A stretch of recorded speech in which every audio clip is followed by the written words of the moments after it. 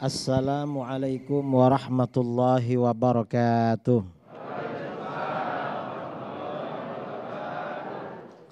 Bismillahirrahmanirrahim. Alhamdulillahi rabbil alamin. Wal aqibatu lil muttaqin. Wala udwana illa 'alal zalimin. Allahumma shalli ala sayyidina Muhammadinil fatih lima ughliq wal khatimi lima sabaq nasril haqqi bil haqq wal hadi ila shiratikal mustaqim wa ala alihi wa sahbihi haqqa qadrihi miqdarihil azim, amma ba'du. Saudara-saudara, para jamaah kaum muslimin dan muslimat yang hadir di Masjid Al-Muhajirin ini, juga para pemirsa TV One dalam acara Damai Indonesiaku dimanapun saudara berada, yang saya muliakan dan saya hormati. Kejujuran dalam kehidupan itu memang sangat penting, saudara. Hidup itu menjalankan kejujuran sangat penting. Jujur itu artinya apa? Apa yang dikatakan sesuai dengan kenyataan. Kadang-kadang seseorang itu tidak jujur. Mengapa tidak jujur? Dia kalau jujur khawatir dirinya hancur. Dia kalau jujur khawatir dirinya tidak dapat apa-apa. Padahal dengan kejujuran itu justru menyebabkan dia diselamatkan oleh Allah dari malapetaka. Dan bahkan lebih dari itu, dengan kejujuran derajatnya diangkat setinggi-tingginya oleh Allah. Allah memberinya banyak anugerah semata-mata karena kejujuran. Ada juga karena ketidakjujuran, orang yang tidak jujur itu biasanya karena ada tujuan. Apa tujuannya? Kadang ingin mendapatkan sesuatu dengan jalan pintas. Ingin mendapatkan keuntungan sesuatu dengan jalan yang tidak melelahkan. Akhirnya dia melakukan hal yang tidak jujur. Dan itu bahaya. Karena pada akhirnya ketidakjujuran itu justru menghancurkan kehidupan seseorang. Ini banyak terjadi, saudara. Bahwa gara-gara awalnya tidak jujur, lalu orang ini dijerumuskan oleh Allah. Makanya di dalam hadis sabda Rasulullah SAW, wa innar rajul la yakdzib. Sesungguhnya seseorang itu terkadang itu benar-benar berdusta. Karena dia benar-benar berdusta, akhirnya bagaimana? Hatta yuktaba indallah fajiron, sehingga kadzaban. Hatta yuktaba indallahi kadzaban, sehingga dia dicatat oleh Allah sebagai orang pendusta. Awalnya dustanya ringan-ringan, lama-lama berat, dihancurkan oleh Allah. Ini ada kisah, saudara. Suatu ketika seorang pemuda datang kepada Nabiullah Isa alaihissalam. Begitu datang ditanya, kamu perlu apa? Hai Nabi Allah, kami ingin mengabdi, melayani engkau, membantu engkau kemanapun engkau berada. Baginda, pergi kami akan mengabdi. Akhirnya apa? Kata Nabi Isa, ayo ikut saya.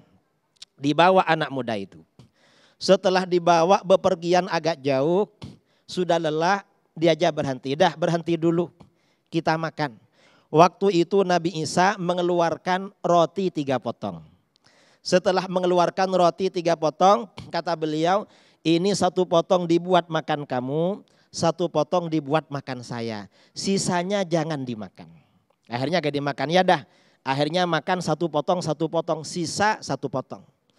Setelah makan, Nabi Isa pergi ke sungai, tunggu dulu ya, jaga roti ini baik-baik. Saya mau minum ke sungai. Nabi Isa minum ke sungai. Selesai minum, menghampiri anak muda itu, ternyata roti yang sisa 1 potong sudah habis. Ditanya oleh beliau, mana rotinya yang sisa 1 potong? Kata anak muda itu, saya gak tahu hai Nabi Allah. Ya dah, kalau gak tahu gak apa-apa, ayo berangkat lagi. Akhirnya berangkat lagi. Setelah perjalanan agak jauh, lelah, dah waktunya makan siang, diajak berhenti dulu. Akhirnya berhenti. Tiba-tiba lewat seekor induk rusa bersama 2 anak rusa. Salah satu anak rusa diambil oleh beliau. Setelah diambil lalu disembelih. disembelih kemudian dibakar. Setelah dibakar dimakan berdua. Setelah habis daging-daging anak rusa ini habis dimakan, tulang belulangnya dikumpulkan oleh Nabi Isa. Setelah dikumpulkan kata beliau, ayo hidup lagi. Tiba-tiba tulang belulang itu hidup lagi saudara. Daging-dagingnya sedikit demi sedikit lalu sempurna dengan kulitnya berdiri lagi. Dah kembali pada induknya. Lalu Nabi Isa bertanya kepada anak muda itu, kamu kan menyaksikan mukjizat saya dari Allah tadi. Bisa menghidupkan tulang belulang yang sudah mati. Dengan kebenaran mukjizat itu saya mau tanya sama kamu, siapa yang makan roti sisa satu potong tadi?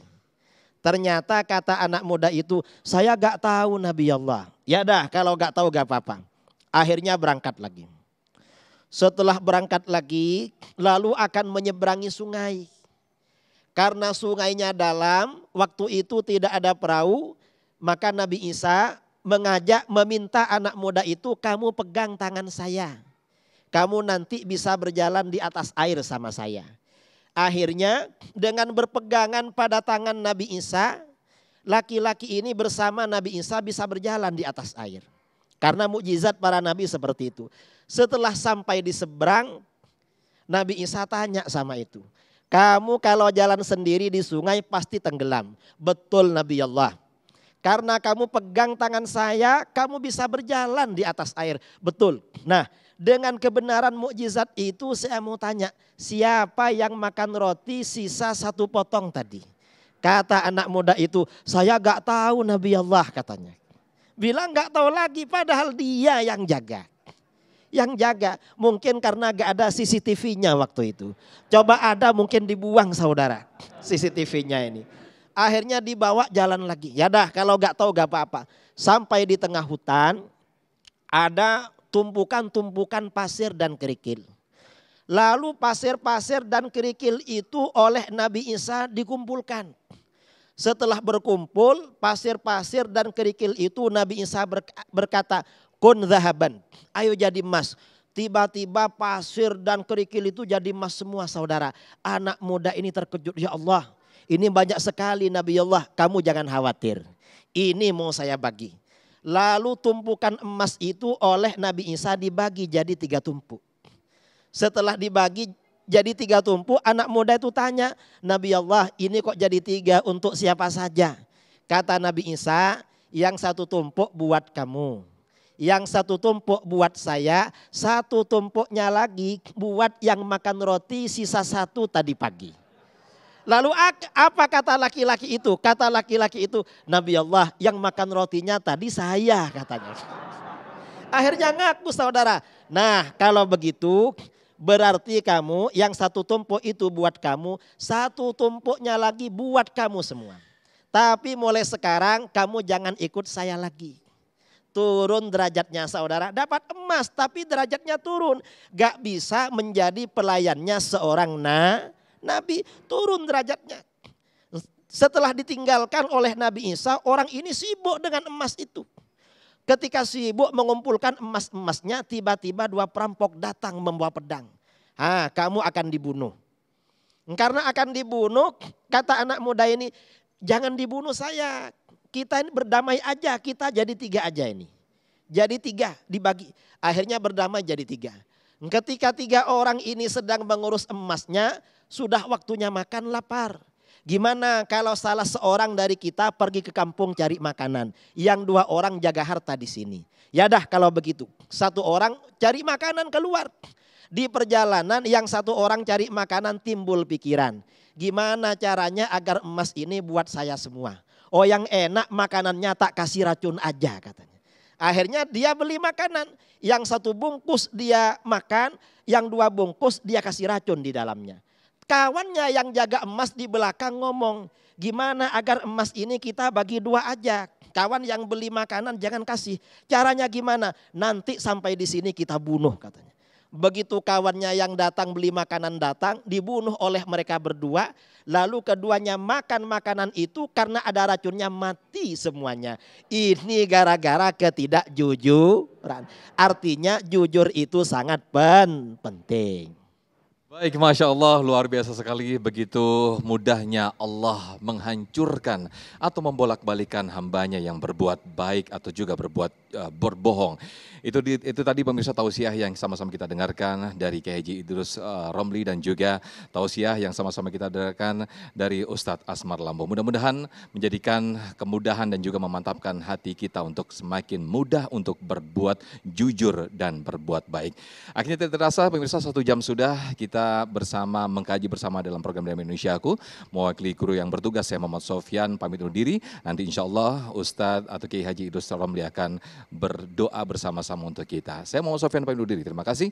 Wassalamualaikum warahmatullahi wabarakatuh. Bismillahirrahmanirrahim. Alhamdulillahirabbil alamin. Hamdan yuwafi ni'amahu mazida. Allahumma salli ala sayyidina Muhammadin salatan tunjina biha min jami'al ahwali wal afan wa taqdi lana biha jami'al hajat wa tutahhiruna biha min jami'is sayyiat wa tarfa'una biha 'indaka a'lad darajat wa tuballighuna biha aqsal ghayat min jami'il khairati fil hayati wa ba'dal mamat wa ala alihi wa sahbihi wa barik wa sallim. Allahumma atina fid dunya hasanatan wa fil akhirati hasanatan wa qina adzaban nar. Allahumma zidna wa la tanqusna wa akrimna wa la tuhinna wa a'tina wa la tahrimna wa athirna wa la tu'thir alaina wa ardina warda 'anna wa sallallahu ala sayyidina Muhammadin nabiyil ummi wa ala sallam walhamdulillahi rabbil alamin.